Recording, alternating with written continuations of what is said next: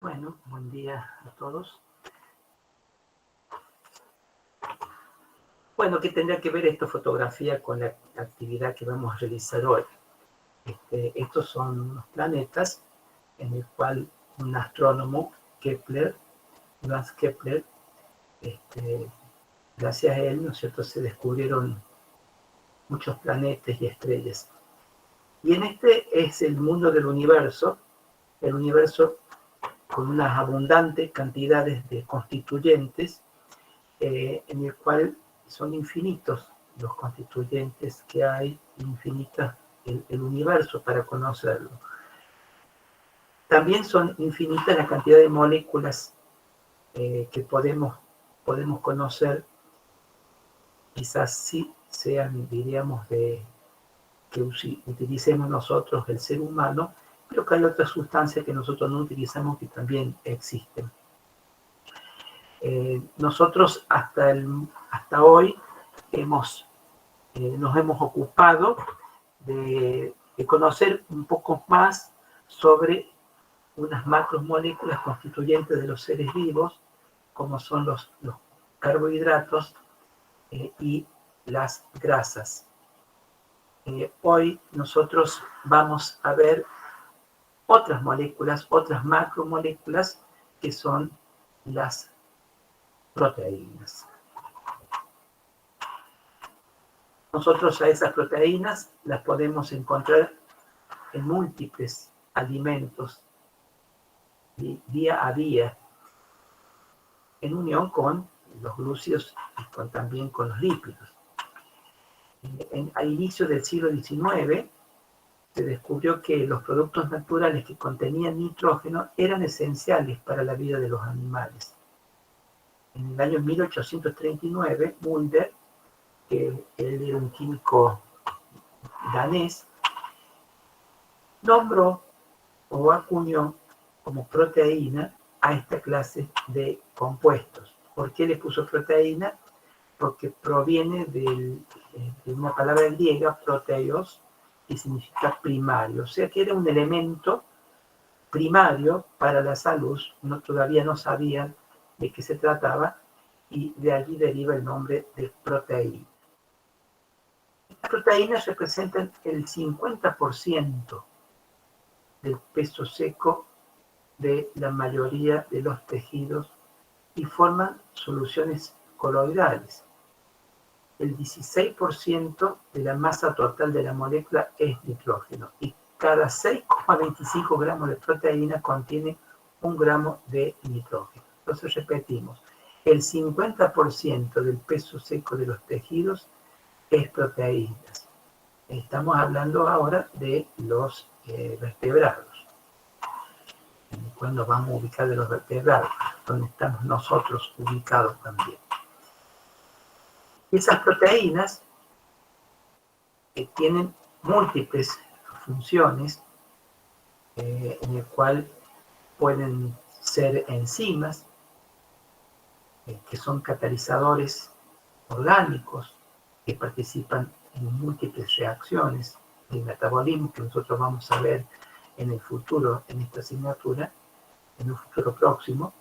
Tenemos, por ejemplo, la hemoglobina, que es la responsable de transportar el oxígeno, los anticuerpos, por ejemplo, las inmunoglobulinas, para la defensa del organismo, hormonas que regulan una serie de actividades en diferentes órganos blancos, la actina y la miosina, que participan en la contracción del músculo, el colágeno, que forman fibras muy importantes para la resistencia de todas las fibras, receptores, en el cual esos receptores son moléculas que pueden reconocer ciertas sustancias.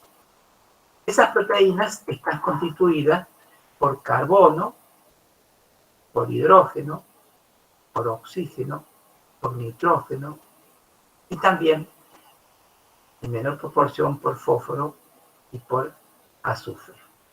Las que predominan son las 4 primeras que nombré, que en esta figura son las que están con un círculo más grande: carbono, hidrógeno, oxígeno y nitrógeno. Y en menos contenido, el fósforo y el azufre. Entonces dijimos, las proteínas tienen un 16% de la masa total de la molécula de proteína es nitrógeno. El 16% de la masa total de la molécula proteica es nitrógeno. Y en 6,25 gramos de proteína hay 1 gramo de nitrógeno. Entonces, conociendo o determinando cuánto nitrógeno hay en un alimento, puedo conocer cuántos gramos de proteína tiene ese alimento. Y hay 1 gramo de nitrógeno en 6,25 y yo determino que hay 5 gramos de nitrógeno, puedo conocer cuántos gramos de proteína tiene ese alimento. Entonces dijimos que las proteínas son macromoléculas. Son moléculas grandes, son polímeros en donde hay unidades que se repiten, y esas unidades, como ustedes lo pueden ver a través de estas manos, son denominadas. ¿Ustedes saben cómo se denominan esas unidades? ¿Alguien sabe? Aminoácidos. Perfecto, son aminoácidos.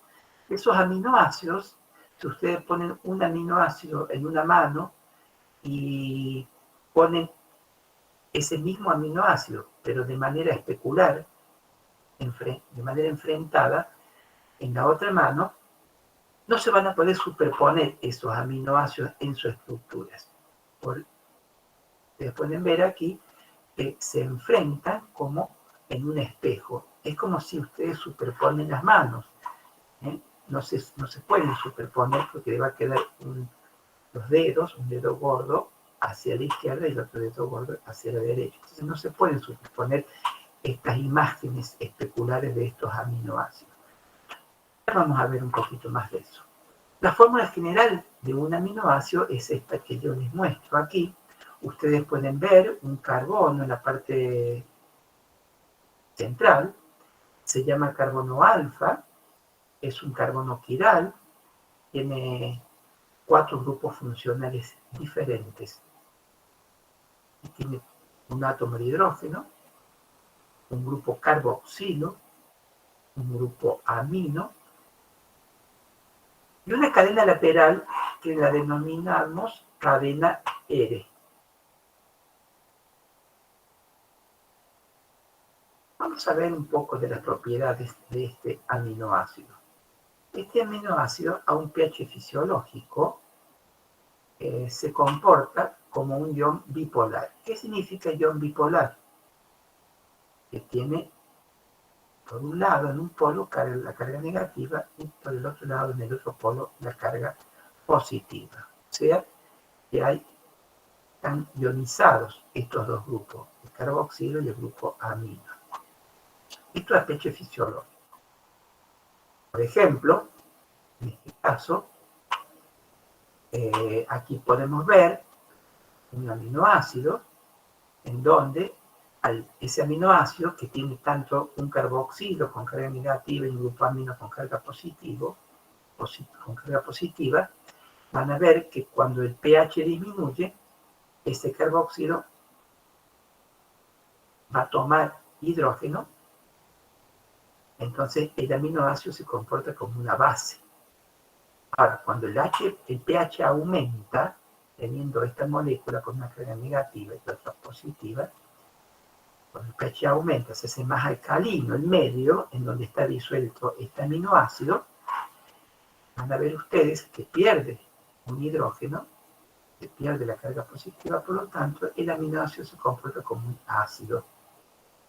Cuando el aminoácido tiene igual cantidad de carga negativa que de carga positiva, estamos en el punto llamado isoeléctrico, en donde la carga de ese aminoácido es 0. Y tienen, por ejemplo, una tirosina. Todos estos elementos se los doy como para iniciar esta actividad de las proteínas, lo vamos a ver un poquito más en detalle. Ustedes pueden ver la tirosina, cómo se encuentra a un pH más ácido, con el protono en el carboxilo, o a un pH más alcalino, en donde ya no se encuentra ese protón, sino que se encuentra el carboxilo con la carga negativa. ¿Cuáles son las propiedades entonces ácido-base de los aminoácidos? Dijimos que el aminoácido tiene entonces, es bipolar con una carga negativa en el carboxilo y una carga positiva en el grupo amino. Entonces, en soluciones ácidas fuertes, va a tomar ese grupo carboxilo, los protones del medio, y se va a transformar ese aminoácido como catión. O sea, va a quedar cargado positivamente. ¿Recuerdan ustedes que los cationes tienen carga positiva? ¿Se acuerdan de eso? ¿Se acuerdan? Los cationes tienen carga positiva. Entonces, en este caso, este aminoácido queda como catión, con carga positiva. Si ese aminoácido, que tenía carga negativa y positiva, se disuelve en una solución alcalina fuerte, están presentes los hidroxilos, ¿qué va a pasar? El protón se va a unir al oxidilo para formar agua. Por lo tanto, va a perder esa carga positiva y va a quedar con la carga negativa del carboxilo. Entonces, este aminoácido se comporta como un anión. ¿Recuerdan que los aniones tienen carga negativa? Por ejemplo, el catión sodio tiene sodio más y el anión cloruro menos. ¿Recuerdan eso en Introducción a la Química? Ustedes lo vieron. Entonces, ustedes pueden ver aquí, por ejemplo, el ácido aspartico. Profe, sí. Perdón, Pregunta. ¿en qué solución actuaba como catión? Cuando el aminoácido, ahí lo pueden repito, cuando el aminoácido está disuelto en solución ácida fuerte, toma los protones del medio, se pega al carboxilo que estaba cargado negativamente y queda como catión. Ok, gracias. Perfecto. Como anión cuando está en solución alcalina fuerte. Aquí tienen ejemplo el efecto del pH sobre la carga eléctrica del ácido aspartico. El ácido aspartico, cuando tiene igual cantidad de cargas positivas que negativas, en este caso es más 1, menos 1, esto se llama punto isoeléctrico, en donde la carga del aminoácido es 0. Para el caso del ácido aspartico, ¿cuándo ocurre esto? Cuando el pH del medio en donde está disuelto ese ácido aspartico es un pH de 2,9. Cuando el medio en donde está disuelto este aminoácido tiene un pH de 2,9 o 2,9, el punto isoeléctrico es 0, o sea, la carga es 0. Tiene igual cantidad de carga positiva que de negativa. En este caso, más 1, menos 1. Si a este mismo ácido aspartico acidificamos el medio, lo hacemos más ácido con respecto al pH de 2,9, lo hacemos más ácido, lo llevamos a un pH, por ejemplo, de 1, entonces va a quedar con una carga positiva. Acá no está puesta en la figura, pero el NH3 positiva. No apareció acá, se cortó aquí. Con carga positiva más 1. Sí, a partir de ese ácido aspartico que estaba en el pH 2,9, lo alcalinizamos, van a ver ustedes que el carboxilo de la cadena lateral pierde el hidrógeno y queda cargado negativamente. Queda con carga, entonces, más 1 aquí, menos 2. Más 1 menos 2, la carga neta es menos 1. Si seguimos alcalinizando, o sea, al medio donde está disuelto el ácido aspartico, se pierde ese hidrógeno del grupo amino y queda cargado con 2 cargas negativas. Queda con carga menos 2.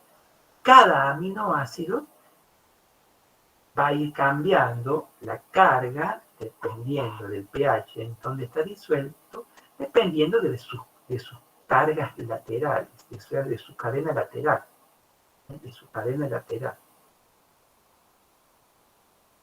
Profe, Esto es para que... Sí.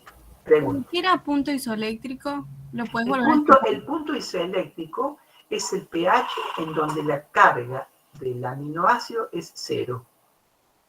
Es el pH del medio en donde la carga del aminoácido es 0. Esto estamos hablando del punto isoeléctrico de un aminoácido. También una proteína tiene un punto isoeléctrico. Eso ya lo vamos a ver en un ratito. Tiene también un punto isoeléctrico, pero en vez de ser, ¿no es cierto?, una carga positiva y una negativa, vamos a tener muchas cargas positivas y muchas negativas, pero siempre la carga va a ser 0. Va a tener igual cantidad de cargas positivas que de cargas negativas. Gracias. Entonces veamos un poquito de la estereoquímica. Este tema nosotros lo vamos a ver ahora, pero ustedes ya lo vieron cuando yo expliqué los glúcidos. Cuando yo les expliqué de gliceraldehído, se acuerdan que hablamos de isomería. Bueno, es muy similar el comportamiento de la forma de la configuración L y D de los aminoácidos. El aminoácido dijimos que tiene un centro quiral, el carbono, con sus 4 grupos funcionales diferentes, y eso permite que en el espacio adopte esta forma, el carbono en un centro de un tetraedro regular. Ustedes pueden ver un tetraedro con una base con el carbono en el centro. Esta configuración, en donde tiene el grupo amino hacia la izquierda, se llama configuración L. Mientras que cuando el grupo amino está hacia la derecha, la configuración es D. Ustedes pueden ver este tetraedro regular de la configuración L es una imagen especular de la configuración D. O sea, se está reflejando como si fuera un espejo. ¿Y esto cómo se sabe? Esa configuración L y D, porque también, como lo vimos en los glúcidos, se usa un polarímetro, esta diapositiva ya les mostré, para poder ver hacia dónde desvía la luz polarizada esas soluciones L o D. En cuántos grados la desvía la luz polarizada. Recuerden ustedes que la luz tiene varias ondas de vibración en diferentes direcciones, pero el polarizador, a través de un prisma de Nichols, se puede elegir una vibración, solamente una de las vibraciones de esa luz. Esto se llama luz polarizada, y esa luz polarizada atraviesa una solución en donde está disuelto ese aminoácido. Entonces, el observador va a observar aquí adelante hacia dónde desvió la luz polarizada, hacia la izquierda o hacia la derecha. Entonces voy a decir de la serie DL o de la serie D. Entonces, los aminoácidos presentan isomería óptica. Presentan isometría óptica y la configuración L no se puede superponer con la configuración D, como tampoco se podría superponer esta mano con esta mano si la pusiéramos, digamos, una arriba de la otra. De la misma manera, esta configuración L no se puede superponer en el espacio con la configuración D. La L, recuerden que desvía la luz polarizada, significa que desvía la luz polarizada hacia la izquierda y la configuración D hacia la derecha. Las proteínas de los seres vivos, ¿cuáles son el tipo de aminoácidos en el cual contiene? ¿De qué tipo de configuración? ¿La L o la D? Bueno, las proteínas de los seres vivos contienen los aminoácidos de la configuración L. No contiene aminoácidos de la configuración D. Vamos a ver entonces ahora cómo se clasifican y las características de los aminoácidos. Como ustedes pueden ver en esta diapositiva, hay un aminoácido, el más simple, que se llama glicina o glicocola. En este aminoácido tiene carbono tiene hidrógeno, está en rojo, otro hidrógeno, amino y carboxilo. Bueno, en este caso, la glicina no puede presentar, en este caso, el tipo de isomería. Para que se presente isomería tienen que ser los 4 grupos funcionales diferentes. Pero es el más simple, se puede decir glicina o glicocola, y están también las siglas GLI y G. Son las formas en que se pueden encontrar en la bibliografía. ¿Cuál es el otro aminoácido alifático neutro, con cadena no polar? Es la alanina. La alanina tiene una cadena lateral, un metilo que está en rojo, y esa cadena es no polar. O sea, estos compuestos no son aromáticos, son alifáticos, son neutros, no tienen cadena polar. Aquí ustedes pueden ver otros, como la valina, que tiene esta cadena lateral, tiene 3 carbonos con sus hidrógenos, o la leucina, también con esa cadena lateral carbonada, o la isoleucina. Es una leucina en donde el grupo metilo se unió a este carbono adyacente al carbono alfa. Entonces, esas cadenas laterales son cadenas alifáticas. Recuerden, son aminoácidos alifáticos neutros con cadena no polar.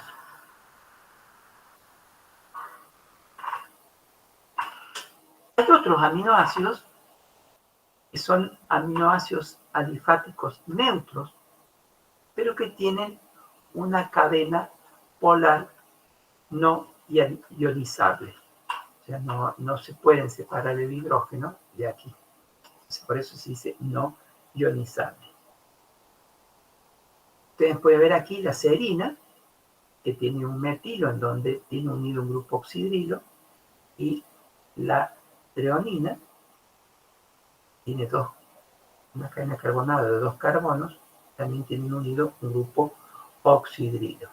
Ese grupo oxidrilo, tanto en serina como en treonino, le otorga el carácter polar, pero no es ionizable. Existen también los aminoácidos neutros aromáticos. Ustedes recordarán, en la alanina tenía un grupo metilo, la cadena lateral. Bueno, uno de los hidrógenos se pierde, pero se une este grupo bencénico, y este grupo bencénico le da la característica de un aminoácido aromático.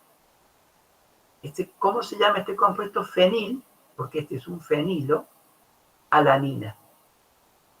Porque una alanina se le unió un grupo fenil, por eso se llama fenilalanina. Al lado, ustedes pueden ver la tirosina, en donde ese grupo fenilo tiene un grupo oxidrilo. Un grupo oxidrilo. Ese grupo oxidrilo, hidroxilo, se llama hidroxilo fenólico, le da cierta polaridad, a esa molécula. Por encima de un pH de 10, si este aminoácido tirosina está disuelto en una solución y cuyo pH es más de 10, se va a liberar un protón y va a adquirir una carga negativa. Después tienen ustedes el otro aminoácido, que es un triptofano, y a esta alanina originaria pierde un hidrógeno y se le une este núcleo heterocíclico que se llama núcleo heterocíclico indol, grupo heterocíclico indol, se llama ese aminoácido triptofano. Tanto la fenilalanina como el triptofano La fenilalanina, que tiene el grupo bencénico, como el triptofano, que tiene este núcleo heterocíclico indol, son marcadamente hidrófobos, esos aminoácidos. No así la tirosina, que le da polaridad ese oxidilo. Profe, perdón, Sí, ¿cuál es el núcleo heterocíclico indol? ¿Cuál de los dos que están ahí? acá, en el triptofano. Ah, bien, bien. ¿Lo ven ahí? Dice núcleo heterocíclico Sí. indol. Es este núcleo que está aquí abajo en el triptofano. Bien, bien. Bien. Otro grupo de aminoácidos son aquellos que tienen grupos sulfidrilos. Son aminoácidos con azufre. Este es el grupo sulfidrilo, SH. Entonces, ustedes pueden ver que siempre parten de una alanina en donde el hidrógeno, en este caso, en vez de ser, digamos, reemplazado como en el caso anterior con un grupo, con un fenol, se le reemplazó con un grupo sulfidrilo. ¿Cómo se llama este aminoácido? Se llama cisteína. Se llama cisteína. Y al lado tienen el otro aminoácido, que es la metionina. Tienen carbono, hidrógeno. Ese sulfidilo que tenía pierde el hidrógeno y se le une otro metilo.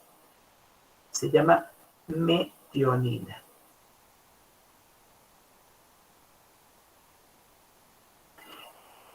Esta cisteína, que tiene el grupo sulfidrilo, es ligeramente polar porque a pH 9 libera un protón a partir de este oxidrilo. Es ligeramente polar. No así la metionina. La metionina no es polar, es apolar.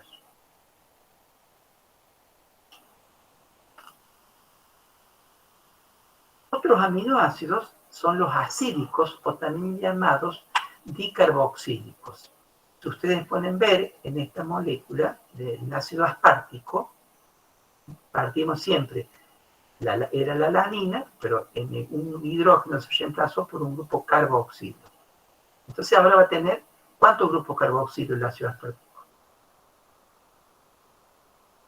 Tiene dos. Dos grupos carboxílicos tiene. Por eso se llama dicarboxílico. Y el ácido glutámico también va a tener dos grupos carboxílicos, simplemente que tiene un metilo más en su cadena lateral. Esa es la diferencia entre el ácido aspartico y el ácido glutámico. Estos compuestos, estos aminoácidos ácidos o dicarboxilos, pueden adquirir carga negativa al pH de los líquidos biológicos, porque estos carboxilos, aparte de que grupos aminos pueden tomar cargas positivas porque toman hidrógeno, o también pueden perder este grupo carboxilo hidrógeno y tomar carga negativa, estos carboxilos de la cadena lateral también pueden perder esos hidrógenos y quedar como carboxilo ionizado, con carga negativa. A partir del ácido aspartico y del ácido glutámico, tenemos también sus derivados, que es la asparagina y la glutamina, en donde, ustedes pueden ver aquí, en vez de ser grupo carboxilo, tiene un grupo amino. Este tipo de unión es una unión amida. Entonces, tienen grupo amino en estas cadenas laterales. Profe, disculpe, Sí. ¿me había dicho derivados del ácido aspartico? Claro, derivado del ácido aspartico y glutamina. A partir del aspartico se forma la asparagina. Y a partir del ácido glutámico o glutamina, a partir del ácido glutámico se forma la glutamina. Gracias. Respectivamente.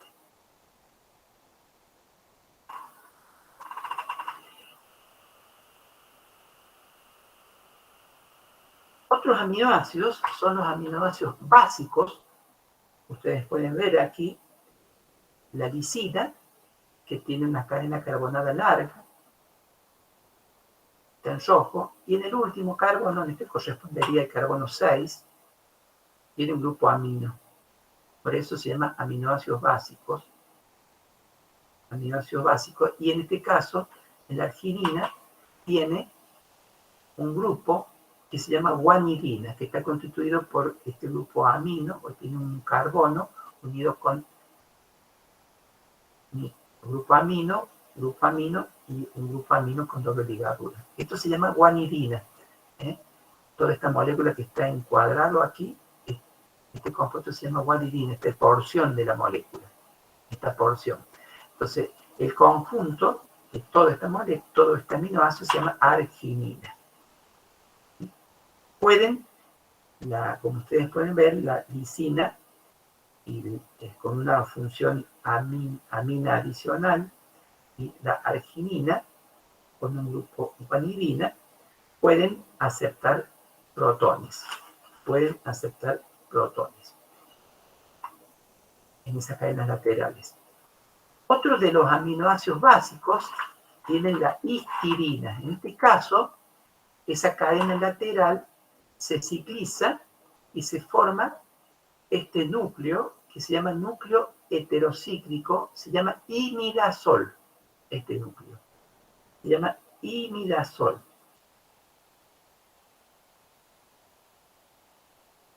¿Está claro? Se llama histidina.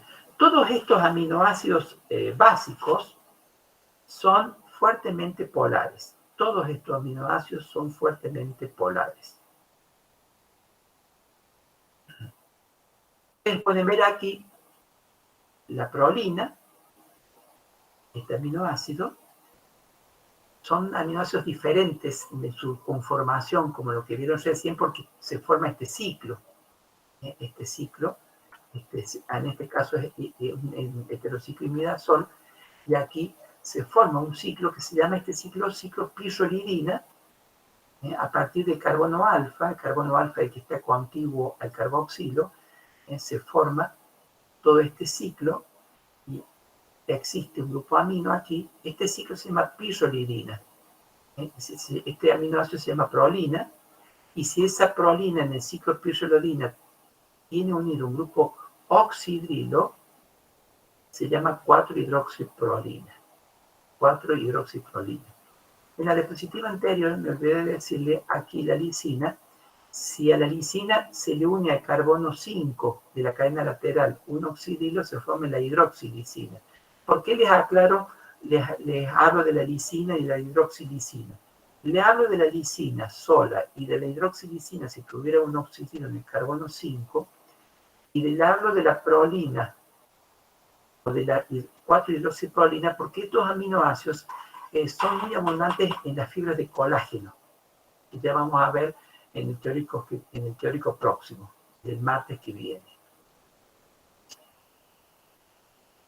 Vamos a ver qué pasa con los aminoácidos cuando se unen. Por eso vamos a ver el enlace peptídico. Entonces ustedes tienen un aminoácido 1, tienen aquí el carbono con el hidrógeno, con la cadena lateral, el grupo amino, el carboxilo, y tienen un aminoácido 2, también con sus grupos funcionales alrededor del carbono. ¿Cómo se produce este tipo de unión? A través de una reacción de condensación. Entonces se forma el agua y se forma este tipo de unión, este enlace llamado enlace peptídico. Entonces es muy importante esta presencia de los enlaces peptídicos porque así se van formando toda la cadena de aminoácidos, formando los polipéptidos y luego las proteínas. Se forma así esta unión peptídica. En un extremo está ubicado el extremo N terminal y en el otro llamado carboxilo o C terminal. amino terminal o N terminal carboxilo o C terminal. Esto lo vamos a ver frecuentemente cuando hablamos de los grupos N, de los extremos N terminales y C terminales. Se forma entonces el enlace peptídico. Ustedes pueden ver aquí en este modelo molecular de la unión peptídica entre el carbono y el nitrógeno. Ubiquen acá, carbono y nitrógeno. Este tipo de unión es entre una simple y una doble. No es ni simple ni doble, es una mezcla intermedia entre simple y doble, este tipo de unión, entre este nitrógeno y un carbono alfa. Recuerden ustedes, este es el carbono alfa del aminoácido, y este otro es el otro carbono alfa del otro aminoácido. Entonces, entre el nitrógeno y el carbono alfa es una unión tipo sigma, simple, y entre este carbono y el otro carbono alfa del otro aminoácido también una unión tipo sigma. El oxígeno, el carbono alfa, el hidrógeno, el otro carbono alfa, el carbono y el nitrógeno, todos están en un mismo plano. Es como si fuera una hoja A4, usted la pone en forma horizontal. Entonces están todos en el mismo plano estos elementos. Carbonos, nitrógeno, hidrógeno y oxígeno. Entre el carbono y el nitrógeno no puede haber rotación libre. Sí lo hay entre el carbono y el oxígeno, o entre el nitrógeno y el hidrógeno, entre el nitrógeno y el carbono alfa, el carbono y el carbono alfa. Los otros grupos funcionales quedan distribuidos en el espacio hacia arriba o hacia abajo. Pero este tipo de unión peptídica, como ustedes pueden ver aquí, están como en un plano. Entonces dijimos que se van uniendo los aminoácidos, formando toda una estructura. Ya van comenzando a formar la estructura tridimensional. Se llama un polímero de aminoácidos esta estructura. Y se van formando los dipéptidos, como recién lo vimos, con 2 aminoácidos, los tripéptidos, como 3 aminoácidos, oligopéptidos, con muchos aminoácidos, polipéptidos, con muchos más aminoácidos. Esas son las propiedades generales de las proteínas. Nosotros recién vimos las propiedades generales de los aminoácidos. Todo lo que dije de los aminoácidos es válido para las propiedades generales de las proteínas. O sea, la carga eléctrica de una proteína va a depender de la ionización de esos grupos ionizables en las cadenas laterales de los restos de aminoácidos. Nosotros recién vimos en esta cadena que tiene cadenas laterales, los aminoácidos. Esos aminoácidos, esos grupos funcionales de las cadenas laterales, van a ver ustedes que dependiendo del pH van tomando diferentes cargas, o cargas positivas o cargas negativas. Entonces, del conjunto de cargas positivas y negativas va a depender la carga de esa proteína en donde está disuelta. Por ejemplo, ustedes tienen aquí en el medio una proteína cualquiera que tiene aminoácidos con sus diferentes grupos funcionales. Hay diferentes grupos de aminoácidos. Y a este pH, en donde está disuelto esta proteína, que se llama pH isoeléctrico, en donde la carga neta es 0, o sea, hay igual cantidad de carga positiva que negativa. En este caso, como ejemplo, ¿no es cierto? Hay 5 cargas positivas, 1, 2, 3, 4, 5. Y hay 5 cargas negativas, 1, 2, 3, 4, 5. 5 cargas positivas y con 5 cargas negativas la carga neta es 0. O sea, a este pH en donde está disuelto ese aminoácido, donde está presente esa proteína, hay igual cantidad de cargas positivas y negativas. Por lo tanto, ese punto, llamado punto isoeléctrico, o a ese punto, o a ese pH, la carga neta es 0. Y este punto se llama punto isoeléctrico. Es el pH del medio en donde está disuelta la proteína, y cuyas cargas positivas y negativas son iguales. Por lo tanto, la carga neta es 0. Ahora, si al pH en donde está disuelto esta proteína, yo la acidifico con respecto a este pH isoeléctrico, ya hago más ácida, en donde por lo tanto esa proteína va a estar disuelta en un pH ácido, ¿qué va a pasar con las cargas? Va a haber grupos funcionales que van a perder, van a tomar protones, por lo tanto, va a aumentar la carga positiva. En este caso, hay 7 cargas positivas y 3 cargas negativas. La suma total va a ser 4 cargas positivas. Por lo tanto, esta proteína a un pH ácido con respecto a su punto isoeléctrico, la carga neta es positiva. Lo contrario va a ser si a esta proteína la disuelvo a un pH alcalino con respecto al punto isoeléctrico.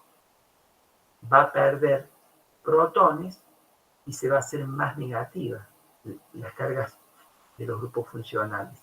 Por lo tanto, en este caso, va a haber más carga negativa que positiva. En este caso, en este ejemplo, quedó 4 cargas negativas. 4 cargas negativas finales. Por lo tanto, la carga neta va a ser negativa. ¿Entendieron lo que les expliqué aquí? Entonces, ¿entendieron o se lo explico nuevamente?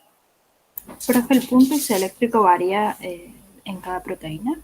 Exactamente. El punto isoeléctrico varía en cada proteína. Hay proteínas que tienen punto isoeléctrico de 7, hay proteínas que tienen punto isoeléctrico de 4, otras de 6, otras de 9 o de 8. Cada proteína tiene un punto isoeléctrico. Gracias a ese punto isoeléctrico se pueden separar las proteínas. Hay formas de separar las proteínas. Porque precipitan ese pH. Bien, entonces, ¿cómo se pueden separar las proteínas? Yo les puse aquí un ejemplo nada más, porque no es el tema para hablar en este momento de separación de proteínas, porque es un tema bastante interesante, pero bueno, no es el objetivo en este momento de hablar de separación de proteínas, pero simplemente lo que les quiero decir que gracias a la presencia de esos grupos funcionales que pueden tomar o ceder protones, se pueden separar las proteínas. En este caso es una electroforesis que se puede, teniendo por ejemplo una cuba de electroforesis, un recipiente, en donde en este recipiente se le coloca un sistema buffer con un pH determinado. Y ese líquido o ese buffer, digamos, está sumergido un papel, un acetato, en donde permite que se ponga en contacto el cátodo con el ánodo. Se hace una corriente eléctrica en donde hay una transmisión de corriente eléctrica. Si ustedes colocan en la parte del medio una muestra de una cantidad de proteínas, de una muestra biológica que tiene proteínas, y quieren separar proteínas a este pH de este buffer, de este tampón, cuando se conecta la corriente eléctrica, va a permitir que va a haber componentes que tienen carga positiva a este pH y van a migrar hacia el cátodo, buscando la carga positiva al cátodo que tiene carga negativa. Y va a haber componentes proteicos que a este pH tienen carga negativa. Entonces, ¿qué va a hacer esos componentes proteicos con carga negativa? Se va a dirigir buscando al ánodo que tiene carga positiva. Entonces, de esa manera se van separando las proteínas con carga positiva y las proteínas con carga negativa. Hay otras formas también de separarlas, depende del pH siempre. A veces la siembra se hace en un costado, Pero por ejemplo, en este caso, entonces se pueden separar las proteínas de acuerdo a su carga. También se pueden separar por medio de su peso molecular. Acá les explico simplemente por carga. Fíjense en ustedes, cuando se hace una electroforesis de plasma, tienen una porción grande de albúmina, como ustedes pueden ver aquí, y tienen las proteínas alfa, alfa 2, beta, las gamma globulinas. Entonces pueden ver aquí ustedes cómo se han separado estas proteínas a través de una electroforesis, a través de sus cargas. Toda esta explicación se utiliza en la bioquímica clínica. Cuando ustedes hacen un análisis clínico, se hacen también electroforesis, se puede cuantificar también cuánto hay de cada uno de los componentes. Hay otras formas de separar proteínas, que no es el caso en este momento de que yo les explique, pero hay diferentes metodologías. En cuanto a la estructura molecular de las proteínas, y como yo les hablé al inicio del universo, me sirve esta diapositiva, hay muchas secuencias posibles de aminoácidos que estrellas en el universo.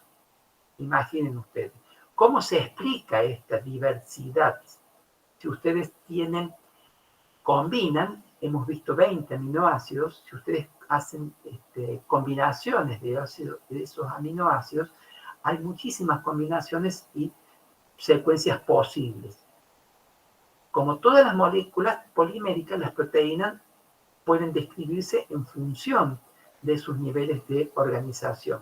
Ustedes tienen la organización primaria, secundaria, terciaria y cuaternaria. Cuando hablan de estructura primaria, hablamos de esta secuencia de aminoácidos en su secuencia en su cadena polipeptídica.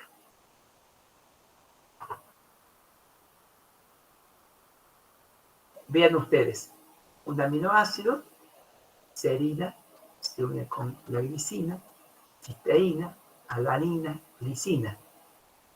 Se forma una secuencia de aminoácidos. Entonces, cuando hablamos de estructura primaria, hablamos de un ordenamiento.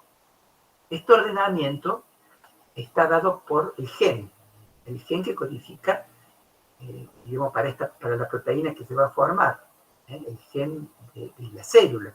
Entonces el gen dice que primero se tiene que unir serina, luego glicina, cisteína, alanina, glicina. Hay un ordenamiento.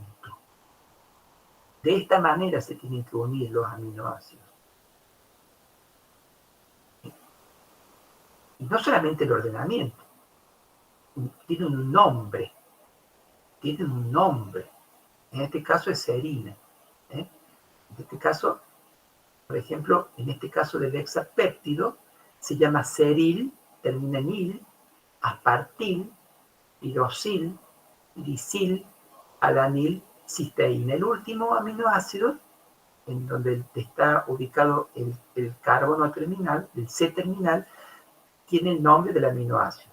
Si hubiera terminado en alanina, sería lisilalanina. En este caso terminó en cisteína, se llama seril aspartil, pirosil, lisil, alanil, cisteína.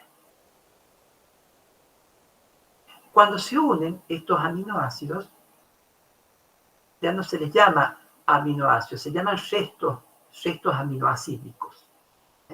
Restos aminoacídicos. Si ustedes lo hidrolizan, se reconstituye el aminoácido. Las posibilidades teóricas de los polipéptidos son ilimitadas. Para una proteína que tiene una cantidad de n residuos de aminoácidos, hay 20 a la n secuencias posibles. Si ustedes tienen, por ejemplo, pueden hacer el cálculo. Si una proteína, o vamos a hablar de más que una proteína, de un péptido chico, un péptido pequeño, tiene un péptido que tienen 10 residuos o 10 aminoácidos, como el que vimos recién, aquí. Es 20 a la n, o sea, va a ser 20 a la 10 secuencias posibles. O sea que esta cadenita que vieron acá o acá tiene posibilidad de 20 a la n secuencias, porque primero el seril, después la aspartil, pero si en vez de ser aspartil es tirosil, y luego la aspartil, es otra secuencia. Pero si en vez de ser seril, aspartil, tirosil, es seril, aspartil, lisil, y luego viene el tirosil, es otra secuencia posible. O sea, hacen las diferentes combinaciones de la ubicación de estos restos aminoácidos, y hay 20 a la n secuencias posibles. Imaginen ustedes para una cadena polipeptídica de 100 residuos, o sea, de 100 residuos aminoácidos. ¿Cuántas cadenas polipeptídicas son posibles? De 20 a la 100. Eso equivale a 1,27 por 10 a la 130. Son 1,27 por 130 ceros. ¿Right? O sea, imaginen la cantidad de cadenas polipeptídicas posibles teniendo la cadena polipeptídica 100 residuos aminoácidos. ¿Me entienden lo que les quiero decir? Es como si ustedes estuvieran sentados en una fila de sillas, cada uno con su nombre, pero en un momento se levantan y comienzan a ubicarse en otra silla, en otro asiento. Y son diferentes posibilidades de filas, ¿cierto? O sea, de cadenas que se pueden formar. Lo mismo ocurre con la cadena polipeptídica. ¿Entendieron lo que les quiero decir? Sí, profe, se entiende. Perfecto. Pero los polipéptidos reales están limitados en su tamaño y composición. Ustedes pueden decir, es ilimitado, pero son limitados en su tamaño y composición. La gran mayoría de los polipéptidos tiene entre 100 y 1000 residuos, o sea, entre 100 y 1000 residuos aminoácidos. Ustedes pueden ver aquí, por ejemplo, la estructura primaria de una insulina. Una insulina de la vaca. Tienen ustedes aquí una cadena A, tienen 1, 2, 3, 4, 5, 6, etc. 21 aminoácidos. Glicina, isoleucina, valina, glutamina, glucosamina, cisteína, trionina, serina, isoleucina, citina, serina, leucina, tirosina, etc. Asparragina.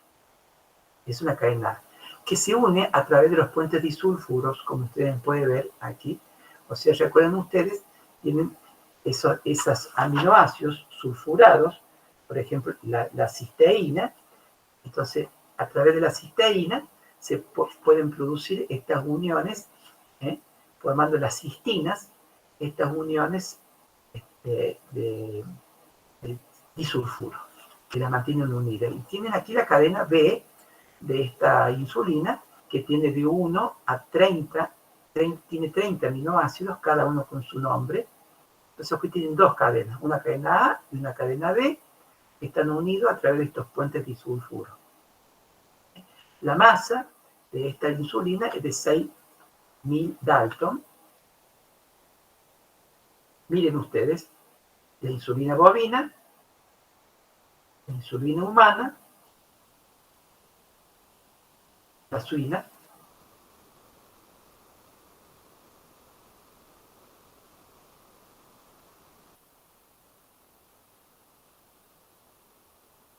son muy parecidas estas insulinas. Y a medida que se alejan en el tiempo hacia atrás, son más parecidas todavía.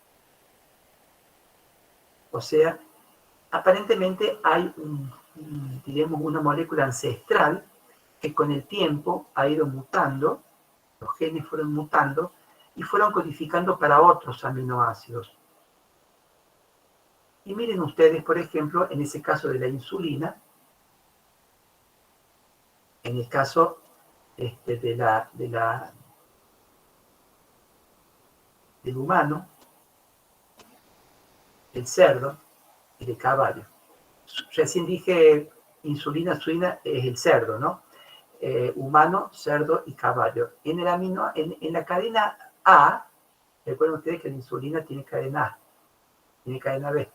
En la cadena A de la insulina, el aminoácido 8 tiene treonina, treonina y treonina.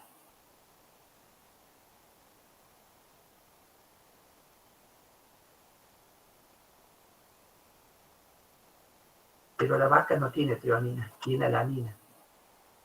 El carnero tiene alanina y el pollo tiene histidina. En el caso de la cadena A, en el aminoácido 9, la vaca, el humano y el cerdo tiene serina, serina y serina. El caballo tiene glicina, glicina y asparagina.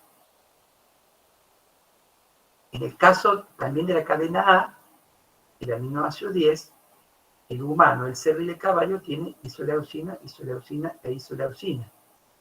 La vaca tiene valina, el carnero tiene valina y el pollo tiene treonina. Y en el caso de la cadena B de la insulina, en el aminoácido 30, el humano tiene treonina, mientras que todos los otros animales tienen alanina. Fíjense en ustedes, nosotros, en la cadena A, en el aminoácido 8, el humano es muy parecido al cerdo y al caballo. Y también, en el 9, somos muy parecidos a la vaca y al cerdo. Y también en el 10, somos parecidos al cerdo y al caballo. Bueno, nos salvamos en la cadena 20, en la B, que no nos parecemos a nadie. Pero qué parecido que somos al cerdo y al caballo, y en algún momento a la vaca también. Bueno, fíjense ustedes que hay mucha similitud, ¿no? Hay mucha similitud en algunos aminoácidos. Si fuéramos para atrás en el tiempo, es muy probable que todo, tanto la vaca, el humano, el cerdo, el caballo, el carnero y el pollo, hubiéramos tenido todo el mismo tipo de aminoácido para la insulina. Porque la insulina, tanto en la vaca como en el humano, como en los otros animales, tiene la misma función, pero tienen algunas diferencias y algunas similitudes en aminoácidos. ¿Entienden eso? ¿Se entienden? Tienen diferencias, pero que no hacen a la función, no modifican la función. ¿Se entendió? Sí, profe. Perfecto. Bueno, muy bien, sigamos. Entonces, hablamos de la estructura primaria, sigamos con la estructura secundaria. Cuando hablamos de estructura secundaria, hablamos de una disposición espacial, en el espacio, de forma regular, repetitiva, que adopta esa cadena polipeptídica que vimos recién, que recién la nombramos como una hilera de aminoácidos. Ahora ya no es una hilera de aminoácidos, sino que va tomando una forma en el espacio, que se va repitiendo. Hay una forma de estructura secundaria, es en forma de alfa hélice. Como ustedes pueden ver aquí, es una alfa hélice, como un resorte, que esa hélice en forma estrógira, siempre va hacia la derecha, que entre el punto inicial de que comienza la vuelta esta, hasta el otro punto, en el mismo sitio, de donde inició en este sitio, toda esta vuelta está constituida por 3 residuos de aminoacídico por giro. O sea que en una vuelta de giro de este resorte o de esta hélice está constituida por 3,6 residuos de aminoácidos. Y este enlace, como ustedes pueden ver acá, los puntitos que pueden ver aquí, entre el oxígeno del carboxilo y el grupo hidrógeno del grupo amino, se forma el puente hidrógeno. De esta manera se mantiene esta hélice de esta forma, mantenida por enlaces de hidrógeno. Este es el puente hidrógeno. Ustedes pueden ver aquí el grupo amino que tenía un hidrógeno y el carboxilo, ahora que tiene un oxidilo, se forma el puente hidrógeno. De esta forma se mantiene esa estructura. Está claro eso, ¿no es cierto? Ustedes pueden ver, entonces, esta estructura de alfa hélice mantenida por puente hidrógeno. La mantiene de esa manera, de forma estable. Otra forma de estructura secundaria son las hojas beta, son enlaces de hidrógeno. O sea, esta es una hoja beta, otra cadena y otra cadena, y forma esta hoja beta en donde se forman esos enlaces que se llaman enlaces de hidrógenos, pero entre las cadenas vecinas polipeptídicas. Y se forma esa hoja beta. Tienen ustedes aquí una hoja beta paralela. Tienen ustedes la cadena polipeptídica, se forma esa hoja beta con 3 cadenas, por ejemplo, varias cadenas polipeptídicas. Se continúa, se ubica otra hoja beta al lado, otra hoja beta al lado. Esto se llama hojas beta paralelas, porque son varias de estas que se ubican de forma paralela en la estructura de la proteína. En este caso, las cadenas se extienden siempre en la misma dirección, del N terminal al C terminal. Ustedes en esta diapositiva les muestro otra hoja beta, pero son antiparalelas. Por ejemplo, comienza la cadena polipeptídica, por aquí, se forma la hoja beta, en esta dirección, hacia abajo, se forma otra hoja beta, dirección N terminal a C terminal, es contraria a esta celeste. Nuevamente sigue la cadena polipeptídica y se forma la otra hoja beta desde el grupo N terminal al C terminal, pero tiene diferencia. Tiene una dirección diferente o un sentido diferente a esta azul. Entonces, las cadenas vecinas se dirigen en direcciones opuestas. Por eso se llama hoja beta antiparalelas. Cuando hablamos de estructura terciaria, hablamos de la arquitectura tridimensional completa de un polipéptido. ¿Cómo se determina esa estructura de la proteína? Se puede determinar a través de un sistema de cristalografía por difracción de rayos X o por resonancia magnética. Eso permite que tengamos un banco de datos de proteínas. Por ejemplo, la lactato deshidrogenasa. La lactato deshidrogenasa está constituida por 6 hebras betas paralelas alternadas por forma de alfa hélice. Ustedes pueden ver aquí que hay formas hélice, lo que está en rojo, y lo que está en verde, que son flechas, son la hoja beta.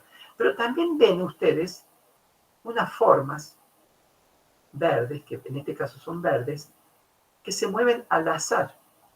Esas conformaciones son conformaciones llamadas al azar. Y eso permite que esta cadena polipeptídica se pueda doblar. Eso permite que se pueda doblar esta cadena polipéptica a través de estas formas al azar. Entonces, en el caso de la lactato deshidrogenasa, la estructura terciaria está constituida por 6 hebras beta paralelas alternadas por alfa hélice. Otra enzima, otra proteína, que en este caso es una enzima, es la triosa fosfato isomerasa. Está constituida por 8 pares de hebras beta alternadas y hélices también. Miren la hélice en verde y tienen las hebras beta. Eso es a nivel de ejemplificación, simplemente. Este es un fragmento que se llama fragmento FAP de inmunoglobulina humana. Esto lo vamos a ver la clase que viene. Vamos a hablar un poquito del concepto de fragmento FAP. Aquí pueden ver ustedes que este fragmento tiene hojas beta también, beta antiparalelas. Una va por un lado y la otra va por el otro lado. La mioglobina, miren ustedes cómo está constituida la hemoglobina. En este caso son alfa hélices con formas al azar. La ubiquitina también hélice y las formas beta, las láminas beta, la proteína G. Seguramente ustedes ya en biología han escuchado hablar de la proteína G.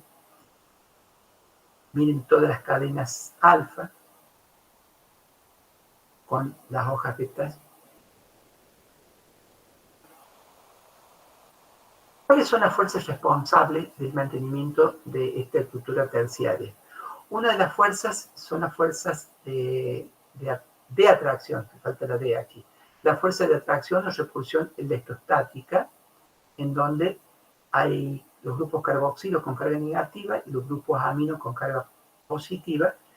Eso permite que se puedan atraer o rechazar. Si son cargas opuestas, se pueden atraer, y si son cargas iguales, se repelen o rechazan. Después tienen otra fuerza, que son los puentes hidrógenos, que permiten la unión en toda esta estructura, permite entonces la unión a través de estas fuerzas de atracción o repulsión electrostática, puentes hidrógenos, puentes disulfuro, que nosotros recién ya les hablé de los puentes disulfuro, por ejemplo, entre la cisteína, se pueden ver los puentes de estos puentes disulfuro, en esta cadena polipeptídica que tienen aquí, y un puente disulfuro. Pueden ver también las interacciones hidrofóbicas, en donde lo hidrofóbico se une entre sí, interacciones hidrofóbicas. En este caso, lo hidrofóbico queda hacia adentro y lo hidrofílico hacia afuera. También otra de las fuerzas son las fuerzas de Van der Waals, en donde la nube de cada átomo sufre una serie de fluctuaciones que generan asimetrías en la distribución de cargas eléctricas. Entonces se van generando los dipolos transitorios en esas nubes de átomos. Eso se llama fuerzas de Van der Waals, que también intervienen en toda esta estructura, en el mantenimiento de esta estructura terciaria. Hay otra estructura que es la estructura cuaternaria. Cuando hablamos de estructura cuaternaria, hablamos de la disposición espacial de las subunidades. ¿Cuántas subunidades? 2 o más cadenas polipeptídicas. Por ejemplo, la hemoglobina. En este caso, la hemoglobina, molécula en la cual vamos a hablar el próximo teórico, yo se las presento. Aquí está la hemoglobina con las subunidades alfa 1 y 2 y beta 1 y 2, que está en amarillito, en azul, con los grupos hemo que está en rojo. Ustedes pueden ver aquí que hay 4 globinas, son 4 proteínas, 4 cadenas polipeptídicas, diríamos. 4 cadenas polipeptídicas, que forman la hemoglobina, una proteína. El ribosoma, aquí en este caso, pueden ver el ribosoma con sus 2 conformaciones. ¿Cuáles son las fuerzas responsables del mantenimiento de las estructuras cuaternarias? Las mismas que hablamos recién para la estructura terciaria. Los puentes disulfuro, los puentes hidrógenos, la interacción iónica o electrostática, la fuerza de Van der Waals, la interacción hidrofóbica. Las mismas estructuras que mantienen la estructura terciaria, mantienen estas estructuras cuaternarias que les mostré aquí como ejemplos. Entonces, viendo en un pantallazo general en esta diapositiva, hablamos primero de una estructura primaria, en donde vemos la secuencia de aminoácidos, una estructura secundaria, cuando hablamos de la hoja plegada beta o la alfa hélice, en donde actúa, diremos, la secuencia de aminoácidos mantenida por enlaces de hidrógeno. Hablamos de la estructura terciaria, en donde hay formas alfa y hojas plegadas, en donde hay ciertas fuerzas que las mantienen a esta estructura de esta manera, y la estructura cuaternaria, en donde se asocian diferentes subunidades y cuyas fuerzas que las mantienen son las mismas fuerzas que mantienen la estructura terciaria. ¿Les quedó claro esto, este concepto? Sí, profe. Sí, profe. Bueno, lo mismo aquí. En cuanto, esto es lo mismo, en cuanto a las proteínas, diríamos, están los huevos aquí, y que muchas veces hacemos huevo frito. ¿Y por qué ocurrió esto? Esto lo vemos en casa, porque se alteró el equilibrio de las fuerzas débiles no enlazantes que mantenían la conformación nativa. Este huevo frito, lamentablemente, vamos a tener que comerlo porque no vamos a poder regenerar el huevo en su estado original o en su estado nativo. La estructura nativa no la podemos, en este caso, regenerar o regresar a la conformación nativa. Entonces, las proteínas pueden desnaturalizarse. Lo pueden hacer a través de un calentamiento, cambiando las propiedades por rotación óptica. Se cambia la rotación óptica, la viscosidad, la absorción de luz ultravioleta. Se pueden desnaturalizar por variaciones de pH, alterando los estados de ionización de las cadenas laterales, por medio de detergentes, o como también se pueden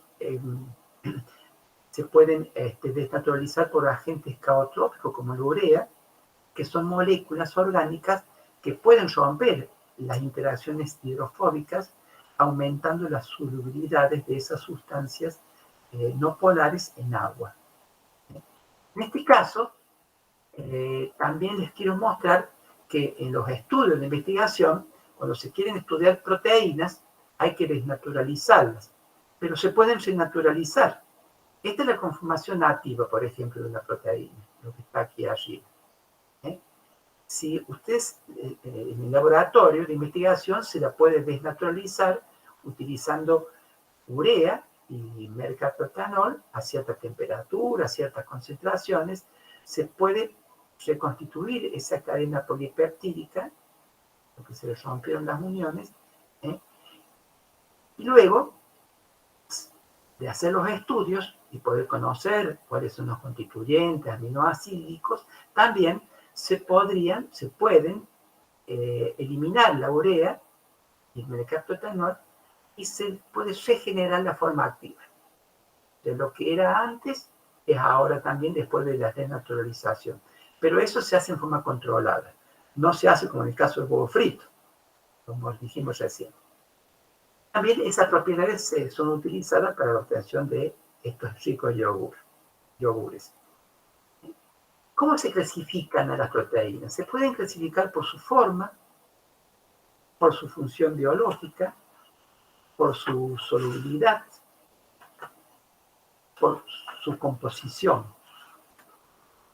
Vemos algunos ejemplos, hablemos un poquito de su forma. Pueden ser fibrosas. Cuando hablamos de proteínas fibrosas, cuando las cadenas polipeptídicas son largas, presentan cadenas polipeptídicas largas y una atípica estructura secundaria. Son insolubles en agua y en soluciones acuosas. Pueden ser en forma de alfélice o en forma de lámina plegada. Eso permite que la célula sea larga y por lo tanto sea fibrosa. Por ejemplo, la queratina y el colágeno. Miren ustedes aquí la queratina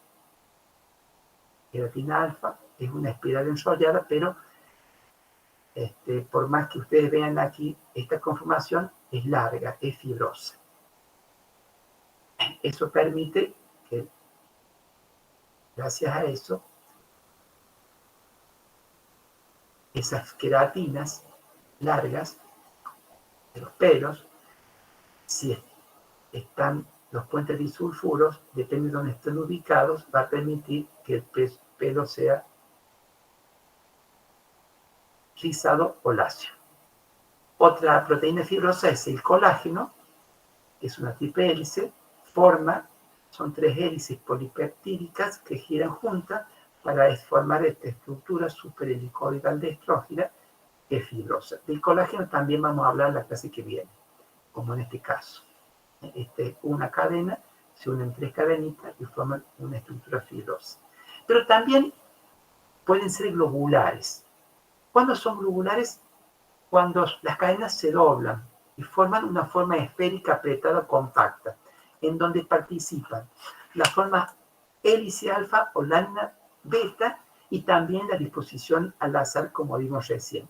Pueden ser las enzimas, los anticuerpos, algunas hormonas, la proteína de transporte. Por ejemplo, la mioglobina es globular, la hemoglobina es globular. Por su función biológica. Y pueden haber proteínas que pueden tener una función estructural, una función de reserva, una función de transporte, o enzimática, o también hormonal, o defensiva, o regulatoria. Estructural, por ejemplo, en el caso de la membrana. Transportadora, transporta ciertas sustancias, ¿no es cierto? O la hormonal, hay hormonas que son proteínas. O de defensiva, la inmunoglobulina. Aquí pueden ver ustedes un virus del HIV, la glicoproteína, proteína estructural, forman esa capa que rodea el virus. Aquí tienen ustedes a la membrana con las proteínas que pueden atravesar toda la membrana o no. Las proteínas pueden formar las proteínas los microtúbulos. Cuando se produce la división celular, se forman los microtúbulos, en donde desaparecen y aparecen, donde se pegan las proteínas o se despegan, forman los microtúbulos del haz cromatídico, los que se separen las cromátidas, del uso mitótico, se forman los microtúbulos. Pueden formar también partes de fibrinas, cuando se forman las fibrinas en el caso de la coagulación, se forman coágulos a través de la formación de esas fibrinas que se unen covalentemente, esas fibrinas. Pero pueden ver aquí esas fibrinas, los glóbulos rojos, con la formación de fibrinas. Por su composición químicas, pueden ser simples u holoproteínas. Es cuando, si ustedes hidrolizan una proteína, lo único que obtienen son aminoácidos. Ejemplo, la insulina y el colágeno. La insulina que es globular y el colágeno fibroso. Ustedes ven, si ustedes a estas cadenas las hidrolizan, lo único que van a obtener van a ser aminoácidos, no otro componente. No hay glúcidos aquí, por ejemplo. Lo mismo ocurre en el colágeno. Cuando hablamos de proteínas conjugadas o heteroproteínas, es contrario a las homoproteínas. O sea, si ustedes lo hidrolizan a una proteína, si son heteroproteínas, están presentes los aminoácidos y también otros componentes no proteicos. Llamamos grupo prostético. Pueden ser glicoproteínas. Si son glicoproteínas, son glúcidos más proteínas. Si son lipoproteínas, son lípidos más proteínas. O nucleoproteínas, en el caso de los ácidos nucleicos. O cromoproteínas, si tienen algún elemento también pegado diferente, ¿no es cierto?, que no sea proteína, ¿no? O que le da color a la proteína. O las metaloproteínas, cuando hay metal. Miren, el nucleosoma, ustedes pueden ver aquí proteínas de toda la cadena rodeando a la proteína.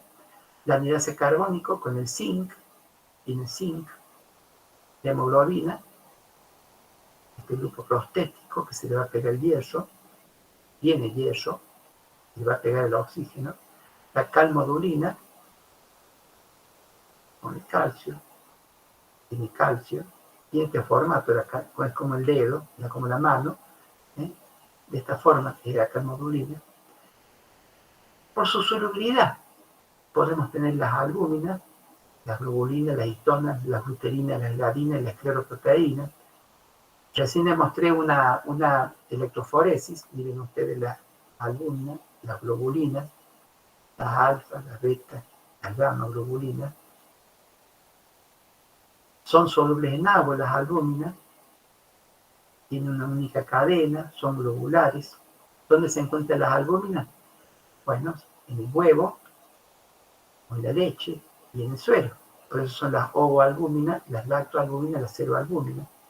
Las globulinas, la figura lo dice todo, son insolubles en agua, son varias cadenas, son globulares. ¿Dónde se encuentran las globulinas? También en el huevo, la leche y la inmunoglobulina. Las ovoglobulinas, las lactoglobulinas y la inmunoglobulina. Las histonas son básicas, forman complejos con los ácidos nucleicos de la célula eucariota de esta forma. Las protaminas son solubles en agua, también se asocian a los ácidos nucleicos, pero en los espermas de los peces. También, en el caso de los mamíferos, inicialmente están presentes las protaminas, pero luego cambian por las histonas.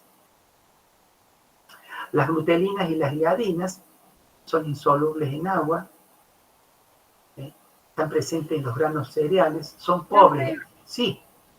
¿Qué dijo antes de las protaminas? Que no vi la... No, las protaminas son, ¿no es cierto?, unas proteínas que se asocian, inicialmente, se asocian también a los ácidos nucleicos, pero luego son reemplazadas las protaminas por las histonas. Ah, bueno, gracias. Sí, es una anécdota, diríamos. En general están presentes, ¿no es cierto?, en las espermas de peces, pero no así en el caso de los mamíferos, que son las histonas. Estaba en glutelinas y gliadinas, que están presentes, por ejemplo, en el grano de los cereales, son pobres en aminoácidos esenciales. Las escleroproteínas también son insolubles en agua, están presentes en los tejidos de sostén y estructura de gran resistencia física. Son fibrosas, por ejemplo, las queratinas del tejido epidérmico o las colágeno, constituyentes de las fibras colágenas del tejido conjuntivo. La elastina, que son las fibras elásticas del tejido conjuntivo. Esas son llamadas escleroproteínas.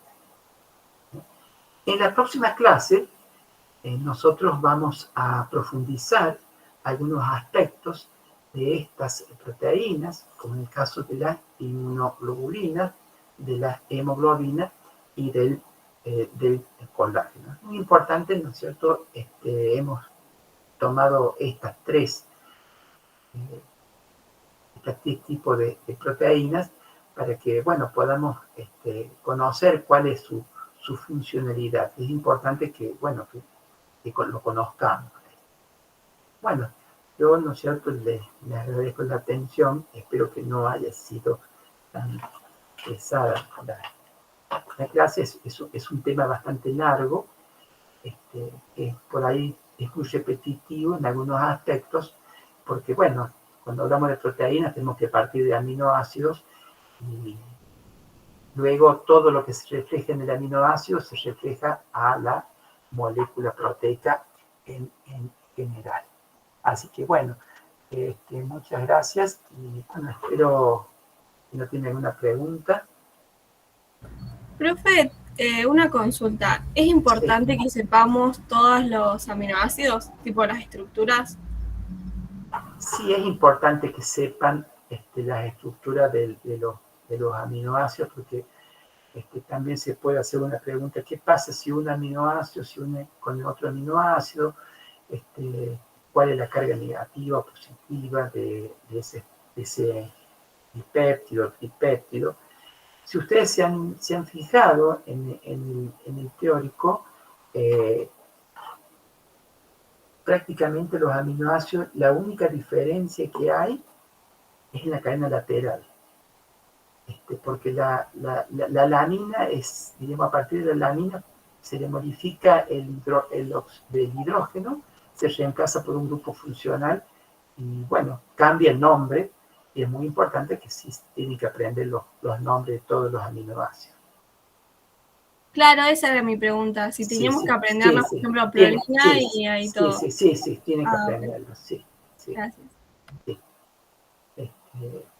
Ahí me preguntaron cuándo suben el teórico lo subí anoche, a última hora, el teórico del martes. Está subido ya en la página virtual. en el aula virtual al teórico de lípidos. Profe, en la cisteína que usted mencionó que era ligeramente polar, ¿habla del aminoácido completo o de la cadena lateral, la polaridad?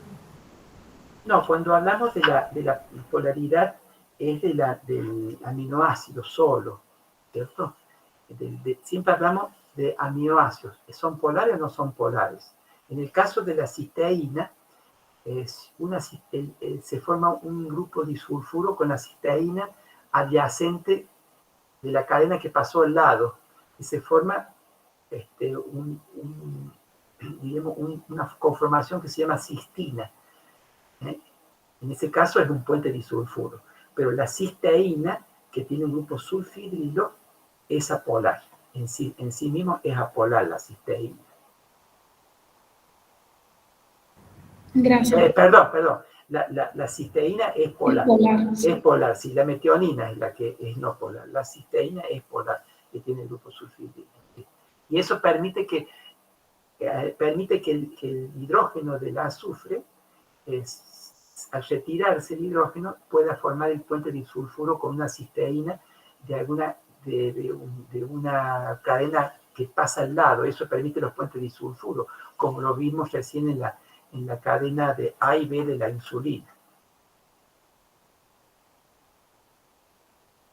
Bueno, yo les aconsejo, voy a terminar la grabación, les aconsejo que